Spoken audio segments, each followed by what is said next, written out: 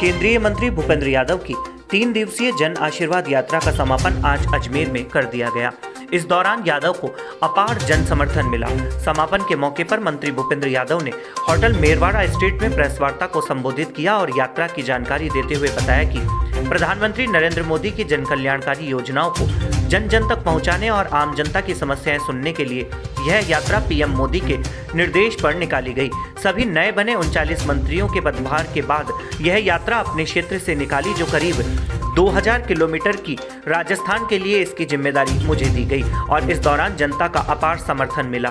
दिल्ली से रवाना हुई इस यात्रा में सभी पार्टियों के नेताओं ने 700 किलोमीटर यात्रा में साथ दिया और इस यात्रा के दौरान 7 लोकसभा क्षेत्रों के लोगों से संवाद किया गया। इस दौरान 75 जगह सभाएं आयोजित हुई और 7 बड़ी रैलियां भी इस दौरान की गई। यादव ने बताया कि इस बार ओबीसी और SC/ST वर्ग पर केंद्र सरकार ने फोकस किया और उन्हें लाभ देने के साथ ही मंत्रिमंडल में भी जगह दी गई। इस मौके पर यादव ने विपक्ष पर जमकर हमला बोला। उन्होंने कहा कि केंद्र सरकार की नीतियों के कारण विपक्ष नाराज है और मंत्रियों को परिचय देने का मौका भी संसद में नहीं दिया गया।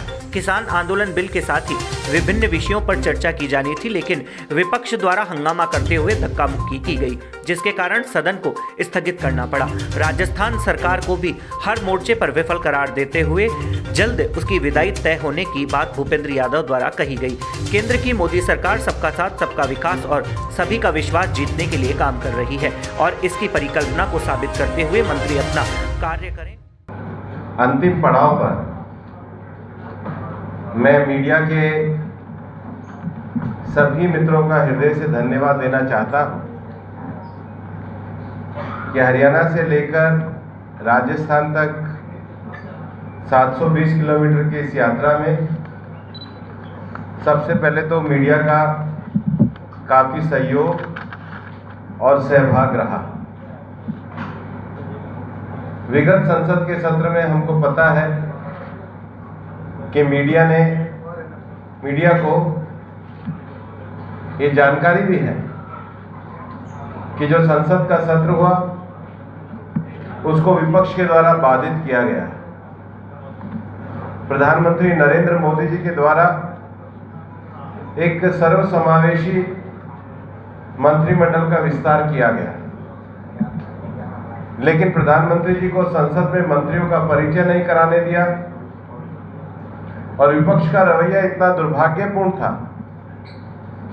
कि जब जिस बिल पे वो चाहते तो वो अपने स्थान पे जाके बैठ जाते और जब उनकी इच्छा होती तो संसद का वो सारी कार्यवाही को बाधित करते।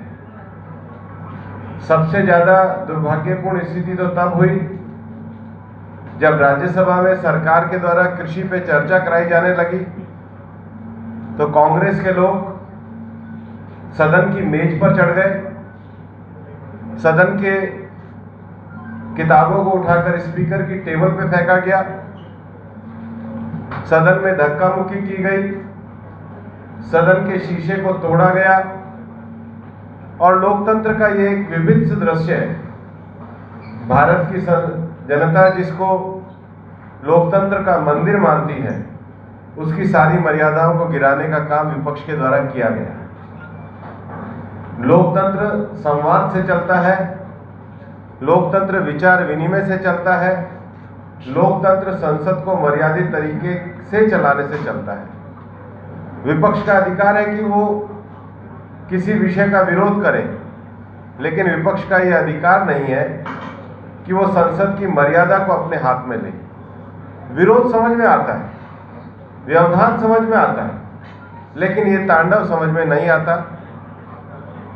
प्रधानमंत्री जी के नेतृत्व में पिछले 7 सालों में जो जन कल्याणकारी और गरीब कल्याणकारी काम हुए हैं उनको जनता तक पहुंचाने के लिए जन आशीर्वाद यात्रा को किया गया। इस बार सबसे ज्यादा संख्या में ओबीसी, SC/ST और महिलाओं को मंत्रिमंडल में दायित्व दिया गया। उन सब वर्गों को ये संदेश पहुंचाने के लिए जन आशीर्वाद यात्रा की गई।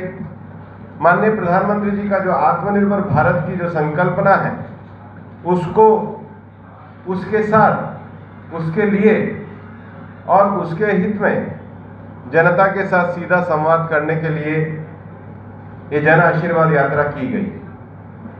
सभी कैबिनेट के 39 मंत्रियों ने 16 अगस्त से देश भर में यात्रा करी है। लगभग 212 लोकसभा क्षेत्रों में सरकार के हम सभी मंत्री गए हैं और 20,000 किलोमीटर की ये यात्रा है, जिसमें मैंने 620 किलोमीटर की यात्रा करी है। जिस तरीके से लोग इस यात्रा में उमड़े हैं, कल तक हमें ऐसा लगा कि लगभग 1,21,000 लोग छोटे बड़े सब कार्यक्रमों में मिलाकर राजस्थान में इस यात्रा से जुड़े। 75 से अधिक केवल राजस्थान में सभाएं हुई, 7 बड़ी रैलियां हुई और हरियाणा से लेकर राजस्थान तक 7 लोकसभाएं, हरियाणा की गुड़गांव लोकसभा, महेंद्रगढ़ लोकसभा, राजस्थान की झुंझुनू लोकसभा, अलवर लोकसभा, जयपुर ग्रामीण लोकसभा, जयपुर शहर लोकसभा और अजमेर लोकसभा। एक लोकसभा जो इसका हिस्सा नहीं थी, दिल्ली ग्रामीण, जो दक्षिण दिल्ली है। मैं जब यात्रा के लिए दिल्ली से निकल रहा था तो वहाँ के भी कार्यकर्ता बड़ी संख्या में दिल्ली बॉर्डर के ऊपर रजोकरी गांव के अंतर्गत कापासेड़ा बॉर्डर पे बहुत बड़ी संख्या में वहाँ पर आए। यात्रा के पहले चरण में 169 किलोमीटर, यात्रा के दूसरे चरण में 451 किलोमीटर यात्रा रही। मैं 9 वर्ष से तक अजमेर से मेरा गृह जिला होते हुए राज्यसभा के सांसद के रूप में रहा और मैं अभी अपने 10 साल पूरे होने पर अपने संसदीय कोष का एक हिसाब भी देना चाहता हूं। विभिन्न विषयों में शैक्षिक, स्वास्थ्य, पानी, सामुदायिक भवन, तकनीकी शिक्षा, पीने का पानी, विशेष रूप से जिस कॉलेज में मैं पढ़ा, राजकीय महाविद्यालय में, वहाँ ऑडिटोरियम निर्माण, ज्योग्राफी की क्लासेस जैसे अनेक विषयों पे मैंने लगातार अपने इस राशि को व्यय किया। मैं जानता हूं कि अजमेर से ये मेरा एक बहुत भावनात्मक रिश्ता भी रहा है।